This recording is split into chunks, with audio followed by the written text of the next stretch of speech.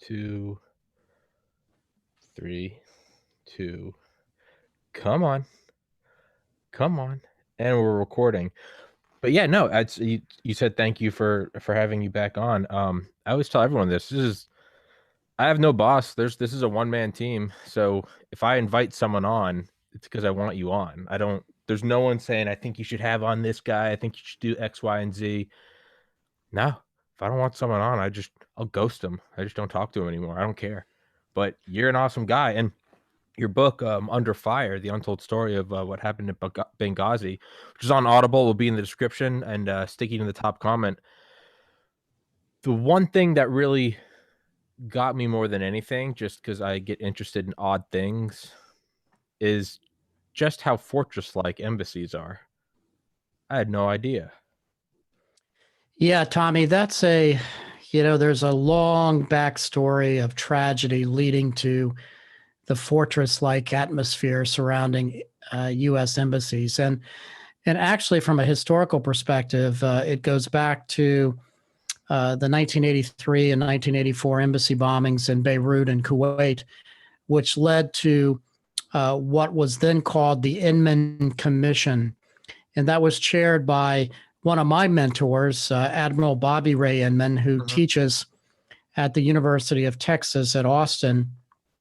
And Admiral Inman chaired a commission where he evaluated a lot of different variables with embassy security, from chain of command to accountability to physical security standards pertaining to what kind of measures are in place.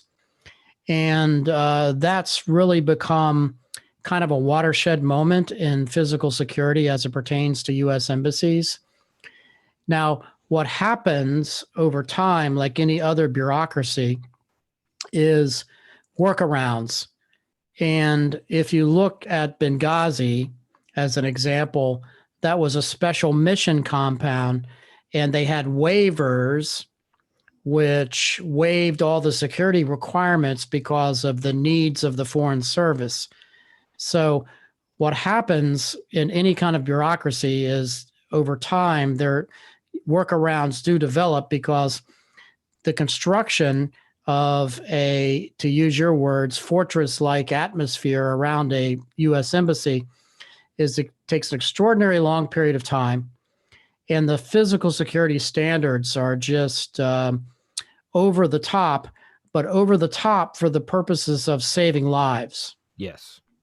So would you say that, if we could draw an analogy, Black Hawk Down, obviously what happened, Gothic Serpent, what happened to Mogadishu, is it analogous to these special compounds? Is almost like, I'm sure you've seen the movie, right? Black Hawk Down, or read the book. The Rangers are going out and they're grabbing their NVGs, their night vision goggles, and it's, we'll be back. Don't bring your water. It's not important. And it's almost like that special waiver of like, we don't need all of this. And then of course, the one time you need it all is the one time you don't have it. Is that what this was? Is on a much bigger scale, instead of a one-time operation and night vision goggles, instead it was the construction of this entire thing. And they didn't do all of it because it's, metaphorically, we'll be back in 10 minutes.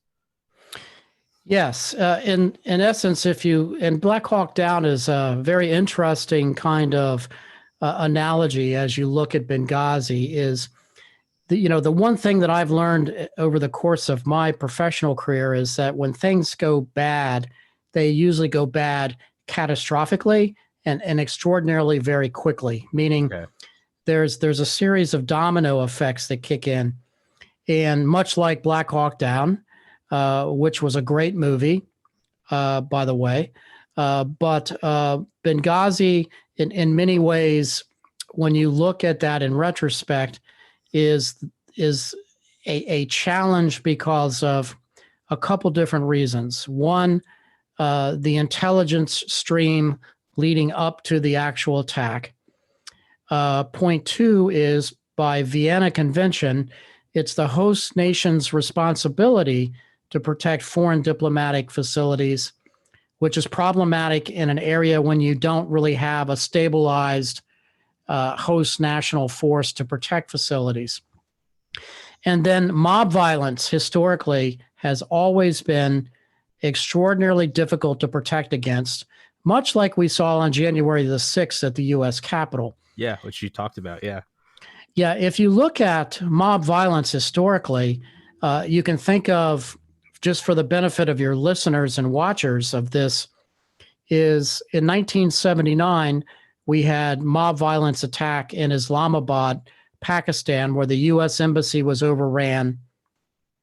And in 79, obviously, most people most vividly recall the U.S. embassy seizure in Tehran, where a good friend of mine, Al Golazinski, was one of the regional security officers there in Tehran, and the embassy was overran, and he ended up being held hostage during the entire time frame that the Iranian Revolutionary Guard held our diplomats. So protecting against mob violence is extraordinarily difficult when you have host nation security breakdowns, Yeah. or you have a police department that's not ready and prepared with an overwhelming force to combat that, as evidence of what we saw at the U.S. Capitol. Yeah. Yeah. So I was there, and I wanted to go, and I wanted to see everything. I'd never been to DC, and I recorded all of it. YouTube took it down, but I recorded all of it, and I have several hours.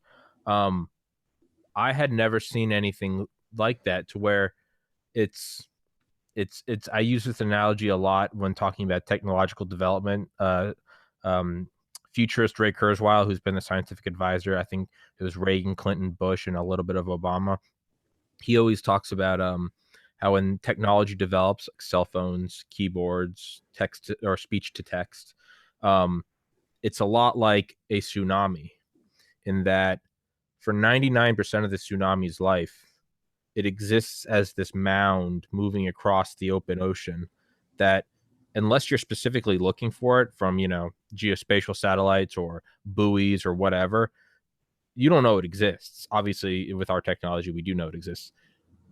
The world doesn't know until the last 0.1% of its life, and it's when it crashes, right? And that's what I saw, right? To the point where it was boring. Like, I went to a hotel after, because it was just like, oh, okay, it's cold. Some of the people I was with are cold. As everyone that watches this podcast knows, I have a weak bladder. So it's like, I want to go back. But the point of me saying all of that is it did, at the very end, it just happens, where people start running up, and it all happens like very quickly. And it's obviously, yeah, if you wanted to truly defend against something, right, you would, if you wanted to, you'd open fire. But you have all these stipulations, like, it's the U.S. Capitol or a host nation with their own laws, to where you can't just do that, and you can't have an overwhelming force to react. And that was one of the, if not the most wild thing I'd ever seen in my life, was how quickly it can happen. And mob violence, it's like, how do you protect against it? And I think what we're seeing right now, with the security beefing up in DC, is that's the really only way you can prevent it. Would you say that's correct? Well, I think you prevent mob violence with a couple physical security kinds of standards, meaning you do have to have adequate physical security and safe havens and structures that can protect and can be locked down, and how they can be sealed. And then, but if you wind back that clock, it also comes with a high degree of intelligence that you have to have, with warnings and indicators that violence potentially could be planned. Okay. Rarely is it spontaneous to some degree, but there has been times that you do have that mob violence, the mob mentality that kind of overruns a location. But when you start looking at just protection of a protected target, such as the Special Mission Compound in Benghazi, or the U.S. Capitol for that matter, or any other structure, Sure. It does take a standing force of police officers or security service personnel on standby and on the ready to be able to counter any kind of mob violence that starts to unfold. And, unfortunately, what you saw in a place like Benghazi was when you don't have a nation state security service, which by Vienna Convention is required to protect a foreign diplomatic mission, or if everybody scatters once there's the sign of violence, or in some cases where you might have witting assistance or cooperation by nation forces to allow events to unfold, it's just very problematic. And so, but the protection against mob violence is one of the more daunting challenges in the diplomatic space when it comes to just protection of facilities, around the globe. And it's one that at least the State Department has learned the hard way and has gotten very good at protecting facilities because of those standards that are in place that allows them to hunker down and wait for help until that mob violence kind of scatters and breaks away. Yeah. In your book, you talk about, there's kind of two aspects of it, right? It almost seems like the state's apathy, right? Where it kind of sounds like there's almost people just drinking tea, watching, like, oh, look at them go. They're overrunning the Capitol. It's like watching a sunset.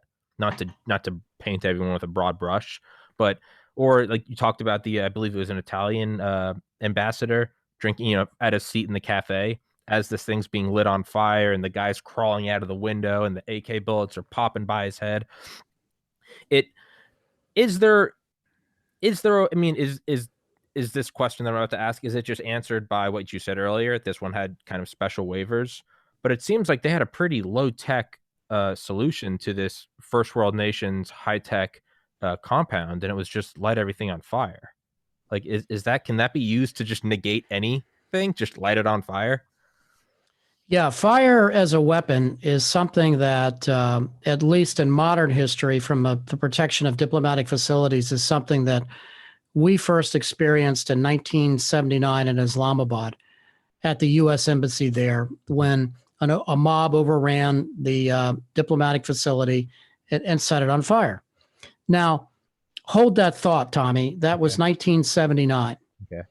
Okay, fast forward to Benghazi, and fire as a weapon is something that we were not trained to protect against.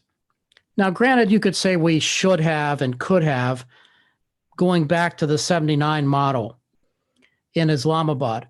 But I can tell you that when I went through basic agent training, we never trained under those kinds of circumstances where a building's lit on fire and you learn how to cover and evacuate, or you learn how to protect yourself. Having said that, there are some tools that you do have, such as smoke hoods, that you can put over your head to buy you time. And so, from a human failure standpoint, obviously those were not deployed, those were not there in order to be able to hunker down and wait out the smoke and the fire, which was human error. They were not checked. Nobody thought to look to see that they had those in the safe havens. Having said that, nobody had intelligence to indicate that the special mission compound would be specifically overran and set on fire. Yeah. So you're back to that same kind of problem of, if you and I are game boarding potential events, what are the most probable? Yeah. And then what do we have in our protection toolkit in case those kinds of events start to unravel? Yeah. And the other thing I was thinking was what seems like a safe room, right? Ran in, sealed the door shut, and put the water filled rags underneath. Well, that was different. But regardless, they went in there, but it was very quickly like they just turned it into a blast furnace. They just lit everything. They went in, destroyed everything, which created a bunch of combustible pieces, almost like brush on the ground, and then just lit it and let it go and start cooking them. Now obviously there's a there's a match of price and security versus like the White House or something. You wouldn't spare a penny, or you would, sorry, yeah, you wouldn't worry about the cost. Whereas you can't, with every compound, with every embassy, you can't go all out. That being said, I imagined, or at least in my kind of OCD mind, I imagined you would have that safe room, and I don't know, it would have almost like Apollo spacecraft. You'd have like cycling air. It would bulletproof, right? Why? Excuse me. Might as well make that also a skiff. Just put it all kind of a one-stop shop. Go down there, and you can burn down the thing around you, and you survive. But is that feasible, or is it at a certain point you just kind of have to have like a quick reaction force, and then just also have intel to hope that you can predict a mob? Well, you would love to have a comprehensive umbrella solution with a little bit of every piece that you touched on, meaning you would have enough physical security in place to prevent that from occurring. And then, God forbid, if the place is set on fire, that you would have rapid extinguishers, whether that be through sprinklers and other kinds of suppression devices to knock that out. But it all boils down to, usually, in my experience in investigating these kinds of attacks, the intelligence aspect is lacking specifically. And then those physical security standards are usually defeated in some capacity. And if you look at, the events leading up to Benghazi, one would have to certainly question in retrospect, what are you even doing there on the anniversary of September the 11th to begin with? And that gets back to the Chief of Missions Authority, which Ambassador Stevens in this case, is the president's representative to that country. And at the end of the day, the buck stops there. The accountability aspect rests with him as the most senior representative in country. And so if you look at that just in retrospect, there's certainly a lot of protective security failures. There's protective intelligence failures.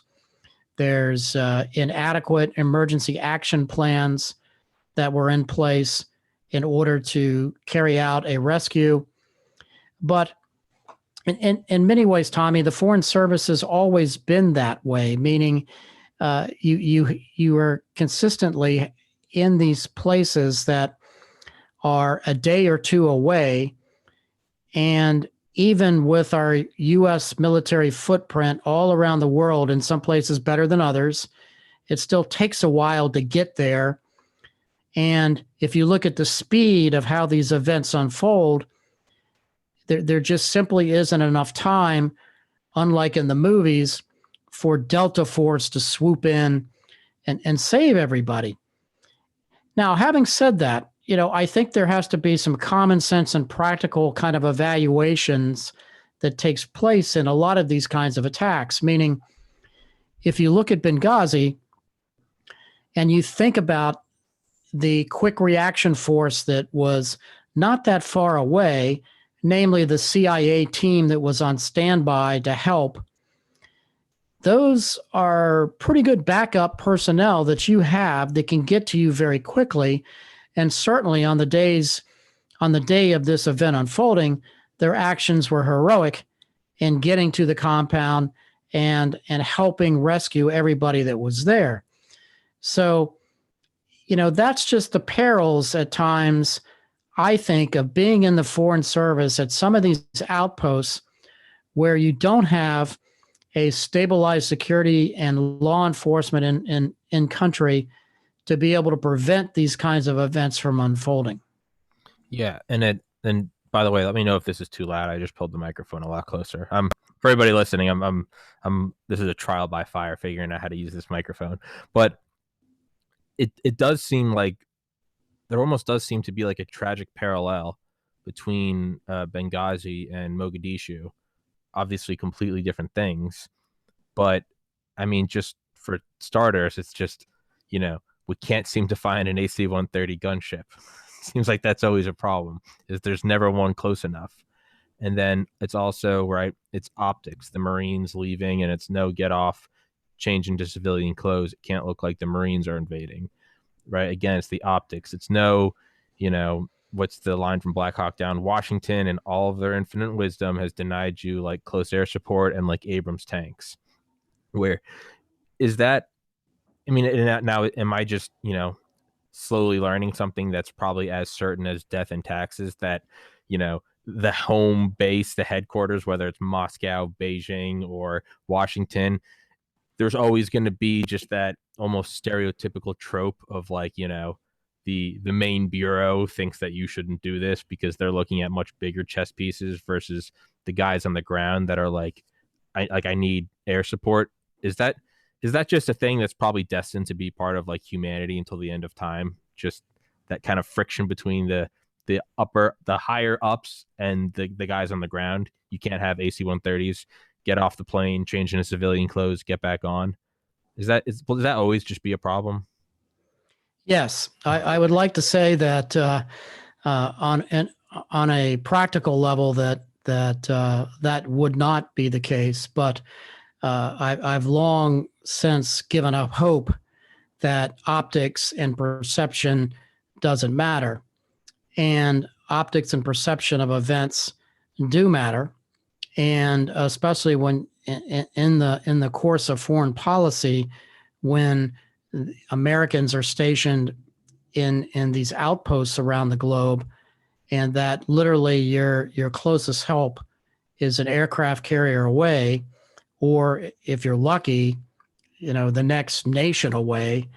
But it just shows you, much like all security events or crime or attacks, that once events start to unfold, at times there's this lull of unintended consequences and kind of a domino effect where events just cascade into these tragic circumstances. And they're manifested, especially when you don't have help that is right around the corner. I mean, let's face it, we are blessed in this nation to have wonderful police and law enforcement response capabilities, fire and EMS, and then wonderful standards that are in place, such as fire code and building code and sprinklers, that for the most part doesn't exist, Tommy, in the third world, where you have buildings without sprinklers. I mean, would that have made a difference? Well, hell yeah, it would have in a place like Benghazi. Yeah. So that's part of the challenge too. But it's always been that way in the Foreign Service. Yeah. Yeah, that could just, right, like my mind thinking, how come, where are the sprinklers? Where's the fire department? Why didn't you call the cops? And it's like, that might just be me projecting the only thing I've ever known, a first world America. I think I flew over Canada once for like an hour. Like, only known, the land of milk and honey. Me saying, where's all that stuff? That might be no different than like, first class on the Titanic, talking to someone from the lower class and be like, oh, just get the help to do it. And they're like, what is the help? Right? It's like, that doesn't exist over there. So that just does that all just come with the territory? Like, if we're going to go have basically an embassy, or as they say, right, the secret CIA base, which the native taxi driver knew. Oh yes, the secret base. And it's like, oh, well, shit, it's not that secret. Is that just, so what I want to get to is, I was thinking about how like the stock market, I don't think they're literal circuit breakers, but I know that there's something put in place that they call circuit breakers, and it's for when the stock market starts to slide cataclysmically. A Great Depression, a 2008, they have things that shuts it down. So it's like, so we don't have this panic sell off, where in a lot of ways you could almost say that like these big days, right? Black Thursday, and in whatever day it was in 2008, when everything starts to, fall. I don't just mean a random day where it's like, oh man, honey, the market really slouched today. I mean like the days we learn about in history, Great Depression, Great Recession. Could you draw an analogy, or you can draw an analogy between those cataclysmic days where it starts to slide, and we have, in a way, learn to, sure, once it already slides, you have to do things like get everyone back to work, right? FDR, right? You have to tarp the bailout funds. You got to get it right now. COVID, the stimulus checks. Like we know what to do afterwards, and you could say that stimulus checks or relief or social security, those are kind of like a quick reaction force. We know how to call them in, right? We know how to call in the 10th Mountain Division or the Malaysians in Mogadishu. We know how to call in this in Benghazi. But is it better to, before that even happens, sort of have the equivalent of the circuit breakers where it's, I don't know what it would be. I mean, again, as a 30-year-old with no experience in any armed conflict and with a biology degree, that being said, could you have something that somehow detects crowd movement? Is there like a general, are there telltale signs that only a supercomputer could see and love, but would be able to notice it quickly? Like, hey, it's starting to happen. And like in that moment, I don't know, like have like a reinforced wall rise up or something, or tear gas or flashbangs or what, or maybe you preemptively call in a quick reaction force. I know this is a really long and drawn out analogy, but in conclusion, is there anything that could be implemented that is more like shut the market down early, everyone go home, and let's get back to this tomorrow, versus allowing it to slide into a Great Depression? The Great Depression being uh, Mike Durant being taken hostage, or the men at Benghazi being killed and overrun. Is there a way to, you see it early and it's like preemptively you sort of pop smoke and raise up the extra barriers? Or am I being an armchair bureaucrat and telling you how it's done? In reality, it's much more complicated than that.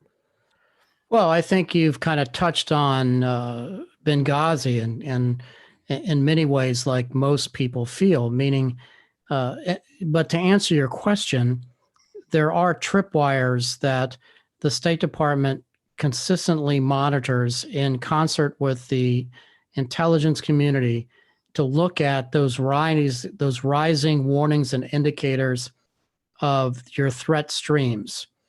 Now, one could certainly argue that in Benghazi, it was kind of like the frog in the boiling pot, Yeah. where you have a destabilized government, inadequate security forces, a rising threat stream, and then a lack of specific intelligence to say we're going to overrun this mission on this day, and our efforts are going to be focused on either kidnapping or attacking the United States ambassador to Libya. So there are those variables that, believe it or not, are in place for that to be monitoring all the time, Tommy. But you get back to the needs of the foreign service, foreign policy considerations, what's in America's interest on any given day. We're in a lot of dangerous places around the world every day. And if you start looking at just violence against Americans overseas, you can certainly pick out certain flashpoints and hot points where it's more probable for violence than not. And there's a fair amount of threat assessments that are always constantly being looked and worked at.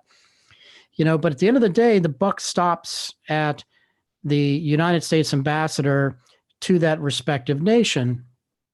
And there are measures that kick in, Tommy, meaning if the threat stream gets so bad or COVID gets so bad, do you start reducing your footprint in that country?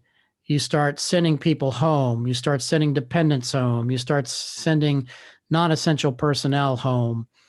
And you really kind of draw down before an embassy becomes under siege. And the State Department, for the most part, tries to do that all the time and tries to get that right. The challenge in the world space when you're looking at this is usually geography really matters. Your ability to depend upon the host country truly matters, meaning their capability to protect official American diplomats or any diplomats predicated upon the Vienna Convention. So, one could look back on that and say, well, why are we there to begin with? Well, there was foreign policy considerations made that we needed to be there. Yeah. Now, you could sit back and argue that you disagree with that. You don't think that's right. regardless, a decision was made to be in Libya. And Ambassador Stevens decided he wanted to be in Benghazi that day. Yeah. And, that's where, at the end of the day, there is that law of unintended consequences, and being in the wrong place at the wrong time when things really go south. The problem in this business is when things go south, they really go south badly. Yeah. And your help is usually a long way away. Yeah. That takes a long time to get there. Yeah. So I have like two simplistic, I guess, and when I say simplistic, I mean that as an insult to myself, because I know this is just, it's sort of like well, if we have poor people, why don't we just print money? It's like, well, yeah, why don't we all hold hands? Like, a lot of things that should be done that won't be done because of human nature is, so that being said, in my mind, I look at it as like, what are those, the CIWS, CWIS, the anti-missile, do you know what I'm talking about? The chain guns on ships. For everyone that doesn't know, look it up. CIWS. It's just it's an amped up Gatling gun that shoots down incoming anti-ship missiles. I feel like as a failsafe, like, yeah, it would be a diplomatic nightmare, but at that point, it's kind of like what you said in your book about, choosing who to shoot. It comes down to the individual, and ultimately it's, you can choose to shoot and then you have to deal with the consequences in the morning, or you can be, have the politically safe move and not shoot and then be killed. And it's, well, you did the right thing, but you're dead, versus like, I'd rather be judged by 6 than, or judged by 12 than carried by 6. All that to say, man, I feel like you just want to put one of those things on the roof and just train it at the front, like, and like, if all else fails, it's like, if you need it, it's kind of like nuclear weapons. Why do we need thousands? Because if you need one, you're probably not in a good place, so you want to have more. It's like, yeah, it would be a nightmare, but if it's already a nightmare, then it seems like something's gone, like you said, catastrophically wrong. I don't know. I just feel like you'd want like just a chain gun to just mow people down. And it's very easy for me to say that sitting in an air conditioned or a heated room in a first world nation, but right. I mean, the crashed Blackhawk, Mike Durant's crashed Blackhawk, the 2 Delta Force snipers who were killed defending him and who both received the Medal of Honor, but they couldn't activate the miniguns on either side of the crashed bird because it required electricity, and obviously it was all dead. But it's like, man, that could have been a completely different story. And I know I'm rambling, but does that make any sense, that like, if all else fails, just kind of have like just a wall of lead? Because it seems like once it's all done, it's like you're already crawling out of broken windows, vomiting up suit with AK-47 bullets flying past you and smoke coming under. Like, they clearly, like, all is lost, right? Well, you get back to it, the job in the Foreign Service, meaning at the end of the day, it's a host nation's responsibility to protect all official Americans and all official diplomats in that country. Yeah. So much like we protect diplomats here in the United States, the Secret Service Uniform Division in DC, the State Department's Diplomatic Security Service, the New York City Police Department and diplomatic missions in New York, and so forth. So when you have a failure of the host nation to protect that diplomatic footprint of any sort, or American diplomat, that's when things usually break down, and they break down very badly. Yeah. So then what happens is, my old outfit at the State Department has to have these extraordinary physical security measures in place as kind of the last mile, the last hope to be able to hunker down and wait for help from somebody. And then when you look at the Special Mission Compound Benghazi, that's pretty much just a villa on the side of a road that lacks those kinds of physical security standards to be able to hunker down and wait for help. It's almost a perfect storm for events to unfold. And it gets back to the mission of the Foreign Service, where we have brave diplomats scattered around the world that's out and about doing their job. But there does come a time when you are putting yourself in harm's way. You're traveling from that fortified facility to a meeting. You're vulnerable with motorcades. There's a lot of vulnerability that comes into route planning and so forth. But so all of this, Tommy, it has led me to believe in this business that I've been in since 1981, that unfortunately, after a lifetime of doing this, it usually takes tragedy to force change. Yeah. And you could sit here and talk about it till we're blue in the face about, well, why is that required? Why doesn't people think about that? Yeah. It just doesn't happen until tragedy unfolds. And then the government does a very good job of course correction and fixing those kinds of problems. And, the State Department has done a wonderful job since Benghazi at training those agents to protect when a building's set on fire and so forth. So, again, why does it take tragedy to force change? I don't know. If you can figure that out, let me know what you come up with. But typically, that's what happens. Yeah. Yeah. Right. It's what is it? It's safety guidelines or written in blood, right? It's like that's how it always happens. Yeah. Again, and for everybody listening, I'm sorry we're not necessarily going into the events of Benghazi itself, but I feel like that's been kind of covered so many times. I wanted to sort of take a different look at it and kind of get into the generals of of safety there. But yeah, like what you said, it's the host nation's security service. It's their responsibility. Yeah, I guess where I'm looking at it from is, it's the police. It's the responsibility of my neighbor to not break into my house and kill me. It's the responsibility of the police to stop them if they try.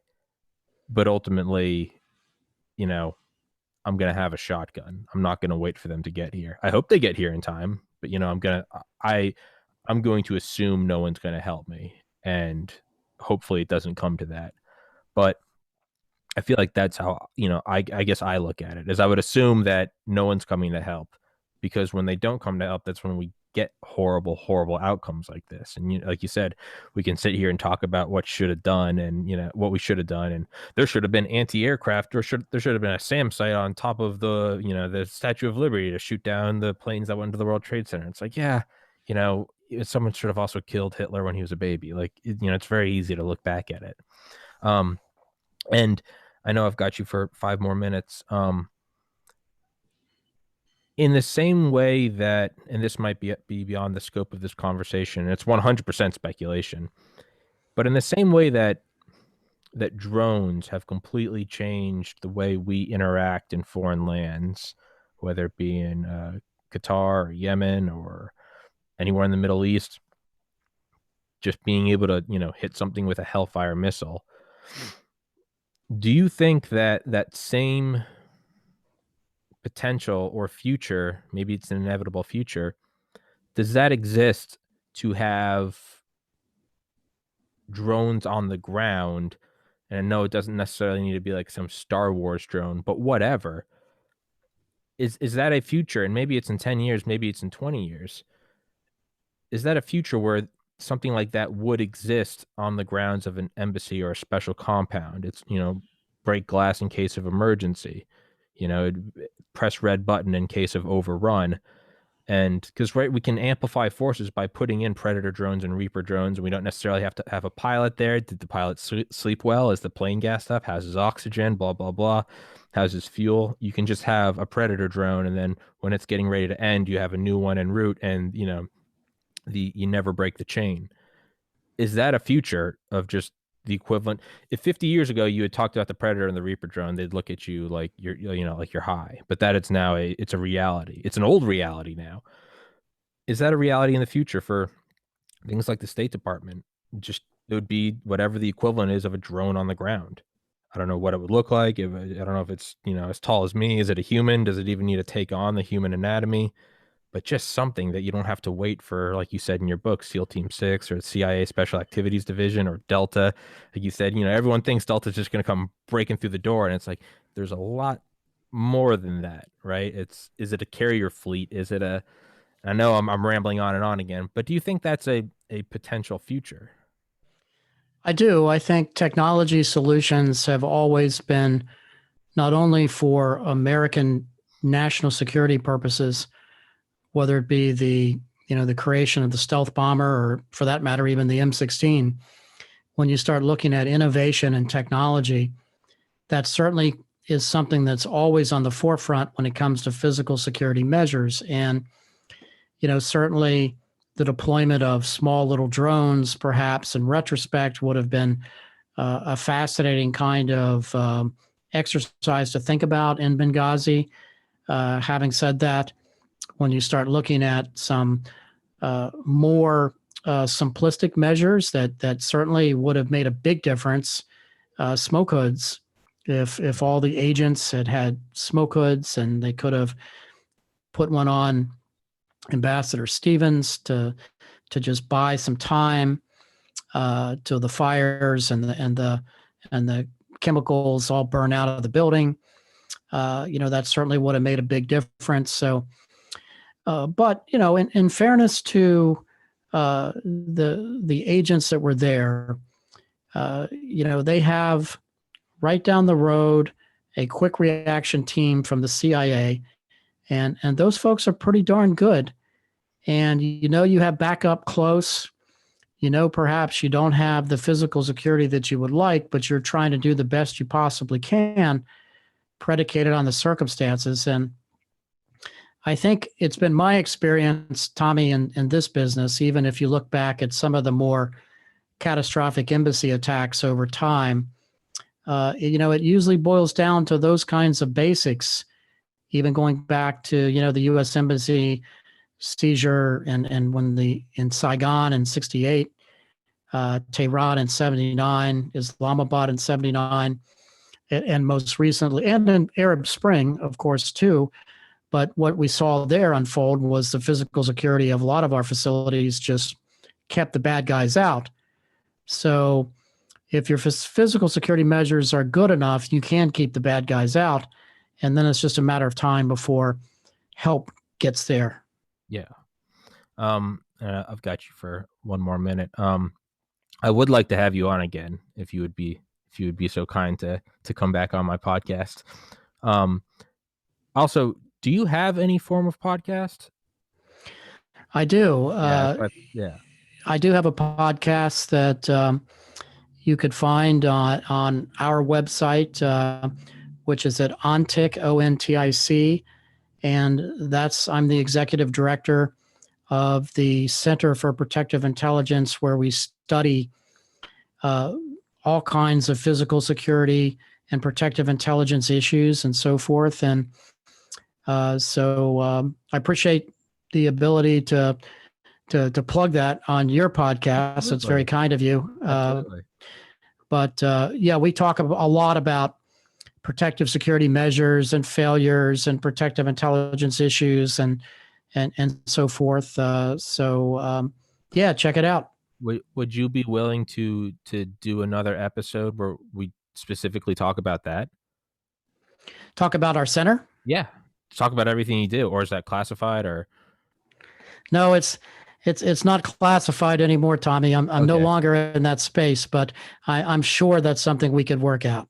That would be amazing. I would love to, because obviously, again, I know I gotta let you go. His book Under Fire will be in the description and sticking in the top comment. I love reading books, and I love kind of peppering the author with questions, but I'm also finding I do love sitting here and just being schooled in the most polite sense of the word. As a biology major, this is something I know nothing about. I would be honored to have you on again and just have you just start schooling me. Just take me to school. That would be awesome.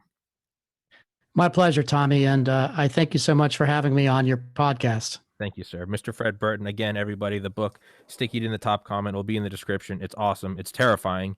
It certainly doesn't work as a recruitment pamphlet, for me at least. Perhaps the opposite. But I've kept you longer than I said I would let you go. So, Mr. Fred Burton, thank you very much, sir. Well, remember, Tommy, that the world has always been a dangerous place. Yeah. Yeah. Yeah. And it's men like you allow that stuff to happen. Maybe I should learn my position, and that's behind a screen in a safe room. Thanks for having me. Yes, sir. Bye bye.